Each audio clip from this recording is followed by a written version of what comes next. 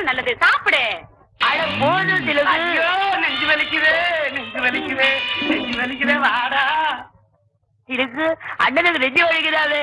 அதானே எனக்கு புரியல. நீ சாப்பிடு, நான் போய் பார்த்து வர்றேன். ஏன் நெஞ்சு வலிக்குது? ஐயோ என்னையாச்சு? நல்லா தானே இருந்த?